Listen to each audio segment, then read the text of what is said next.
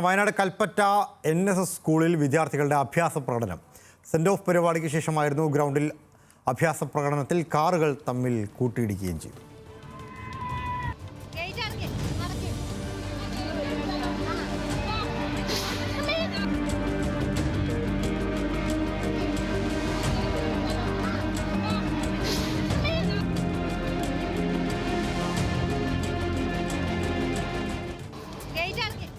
ആഷിഖുണ്ട് വയനാട് നിന്ന് വിവരങ്ങളുമായി. ആഷിഖ്, ഈ ക്യാമ്പസുകളിലെ വിദ്യാർത്ഥികളുടെ കൈവിട്ട കളി പലപ്പോഴും വാർത്തയായിട്ടുള്ളതാണ്.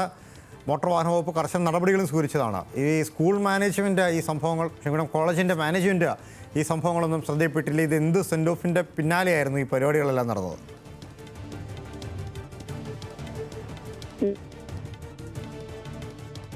വിദ്യാർത്ഥികളുടെ ഹയർ സെക്കൻഡറി വിദ്യാർത്ഥികളുടെ ഈ സെൻഡ് ഓഫ് പരിപാടിക്ക് ശേഷമാണ് ഇത്തരത്തിൽ ഒരു കാർ ഉപയോഗിച്ചുള്ള ഒരു അഭ്യാസം നടന്നത്.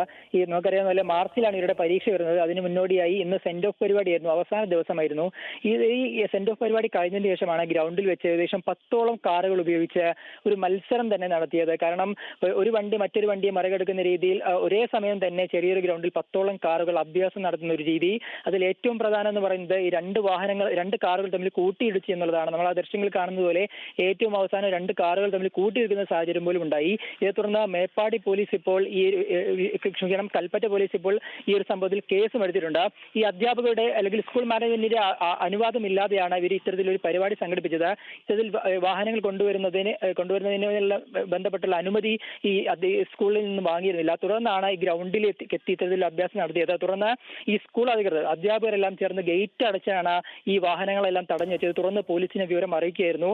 ഏറ്റവും പ്രധാനപ്പെട്ട കാര്യം, ഇത്തരത്തിലൊരു സംഭവം നടക്കുന്ന സമയത്ത് ഒരു അധ്യാപികയും ഒരു മകളാണെന്നാണ് മനസ്സിലാക്കുന്നത്. അവിടുത്തെ ഒരു അധ്യാപികയുടെ മകളാണെന്ന് മനസ്സിലാക്കുന്നത്. അവർ രണ്ടുപേരും ഇതിൽ നിന്ന് പിന്തിരിപ്പിക്കാൻ വേണ്ടി ഗ്രൗണ്ടിലേക്ക് ചെല്ലുന്ന സമയത്ത് അവരുടെ സമീപത്തോടുകൂടി ഈ വാഹനങ്ങൾ കടന്നു പോകുന്നുണ്ട്. ഇങ്ങനെ 10ഓളം കാറുകൾ ഒരു അഭ്യാസം തന്നെ ആ ഗ്രൗണ്ടിൽ നടത്തുന്നു. അതിൽ 2 കാറുകൾ തമ്മിൽ കൂട്ടിയിടിച്ച് അപകടം തന്നെ സംഭവിക്കുന്ന സാഹചര്യം ഉണ്ടാകും. ഇങ്ങനെ വലിയ തരത്തിൽ സെൻഡ് ഓഫ് പരിപാടിയുമായി ബന്ധപ്പെട്ട് കൽപ്പറ്റ NSS സ്കൂളിൽ നടക്കുന്ന ഒരു പരിപാടിയാണ് ഇന്ന് വൈകിട്ടോടുകൂടി നടന്നത്. എന്തായാലും കേസ് എടുത്തിട്ടുണ്ടെന്നുള്ളതാണ് പ്രധാനപ്പെട്ട കാര്യം. കാരണം പ്ലസ് ടു വിദ്യാർത്ഥികളാണ് സ്കൂൾ വിദ്യാർത്ഥികളാണ് ഈ പരിപാടി മുഴുവൻ കാണിക്കുന്നത് അല്ലേ?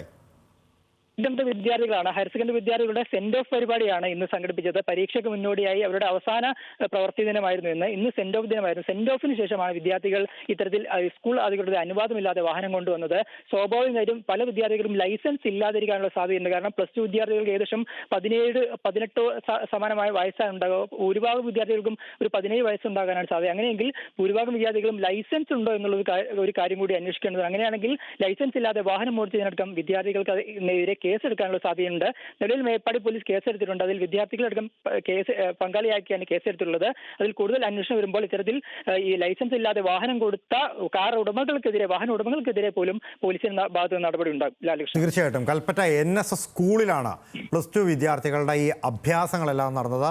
അതിനിടയിൽ പിന്തിരിപ്പിക്കാൻ ഒരു അധ്യാപക അവിടേക്ക് പോയിരുന്നു എന്നാണ് പറയുന്നത്. പക്ഷേ വിദ്യാർത്ഥികൾ ഈ അഭ്യാസമെല്ലാം കാണിച്ച് വാഹനങ്ങൾ കൂട്ടിയിടിപ്പിക്കുന്ന സ്ഥിതി വരെ ഉണ്ടായി. സ്കൂൾ മാനേജ്മെൻറ്റിൻ്റെ അനുമതിയോ അല്ലെങ്കിൽ അവരുടെ അഭിപ്രായമോ തേടാതെയാണ് പ്ലസ് ടു വിദ്യാർത്ഥികൾ ഇത്തരത്തിൽ സ്കൂൾ കോമ്പൗണ്ടിനകത്ത് മൈതാനത്ത് അഭ്യാസ പ്രകടനം നടത്തിയത് എന്നുള്ളതാണ് അറിയാൻ കഴിയുന്നത്. വിവരങ്ങൾ നൽകിയത് ആഷിഖ് റഹ്മാനാണ് വയനാട് നിന്ന്.